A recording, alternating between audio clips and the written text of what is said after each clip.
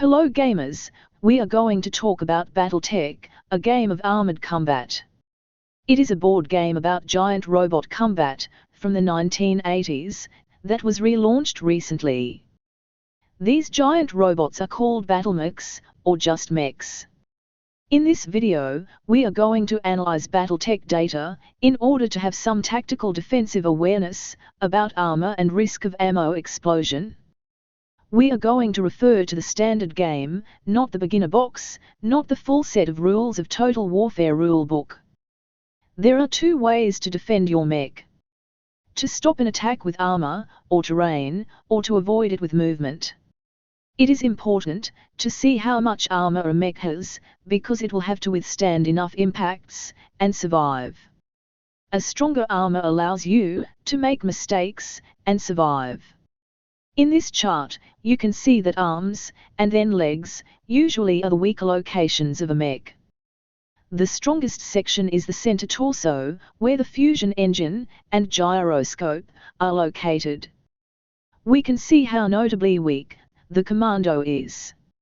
In the video game MechWarrior 2 Mercenaries in 1995, during the training mission, Sergeant Dead Anther, who belongs to the Hanson's Rough Riders, called your commando as a beer can you call a mech. Also, the center torso of the Wolverine, variant WVR6R is very weak, compared to similar mechs. And the Catapult, CPLTC-1 variant, has very weak arms, precisely where the long-range missiles are. In the record sheet, you may find the BV, or battle value, for each mech. The battle value is an estimate of the total tactical value of a mech. When you lose tactical value, your forces become weaker. If you compare center torso external armor and battle value, you could find a battle value risk index related to armor.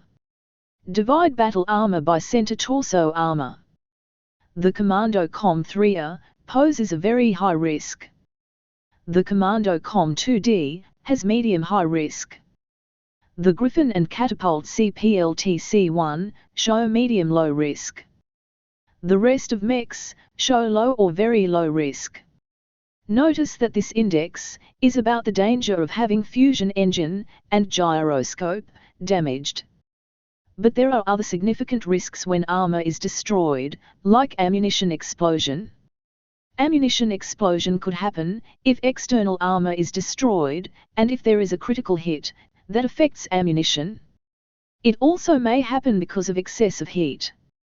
Also, physical attacks, conducted by other mechs, could trigger an ammunition explosion.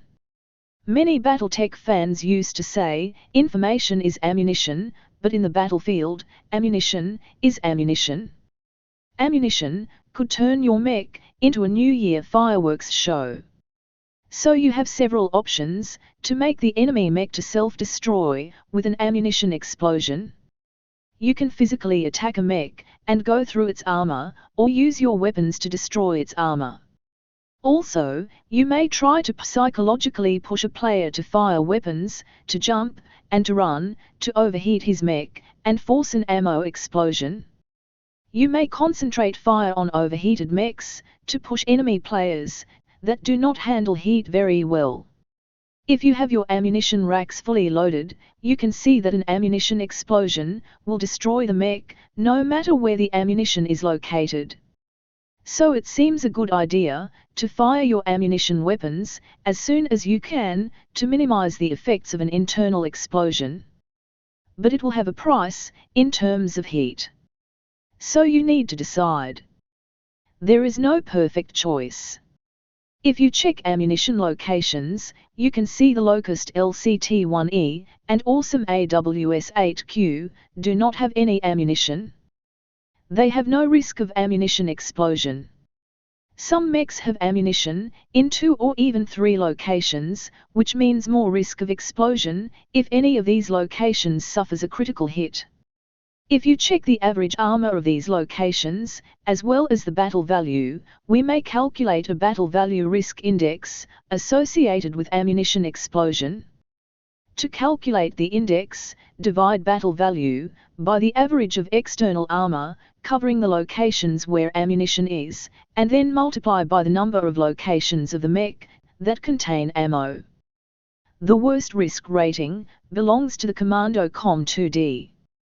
Then the Shadow Hawk and the Catapult CPLTC-1 have high risk. Commando Com 3R, Wolverine WVR-6R, and Thunderbolt TDR-5S have medium risk of ammunition explosion. Another defense your mech has is its ability to move. The Locust is the fastest mech. The Awesome is the slowest. Jumping is a defensive move because it makes the mech to be harder to hit. But it has a price in heat. So heat management is key if you want to use movement as addition to armor as a defensive tool. Griffin and Wolverine have 5 points to jump. Catapult CPLTC-1 and Thunderbolt TDR-5SE have 4 points. And Shadow Hawk has 3 points. The rest of mechs will have to rely on armor to defend themselves. Again, Commando appears here not as the worst or best, but as an average mech, slightly faster than more capable mechs.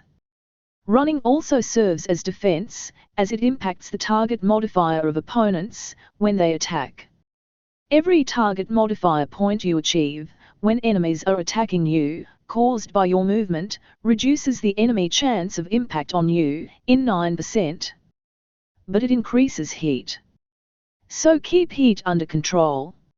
Knowing the defensive capabilities of your mech is very important to make decisions. The best decisions are the ones made with data. Data that was presented in this video is merely about the defensive capabilities of a mech. Each mech also has attack capabilities too. But that is a topic for another video. If you liked this video, subscribe and activate the notification bell, like this video, so YouTube recommends this video to other users, and share with other people. Let us make the Battletech community bigger. Distress signal sent by target mech. Mission security compromised. Emergency extraction protocol initiated.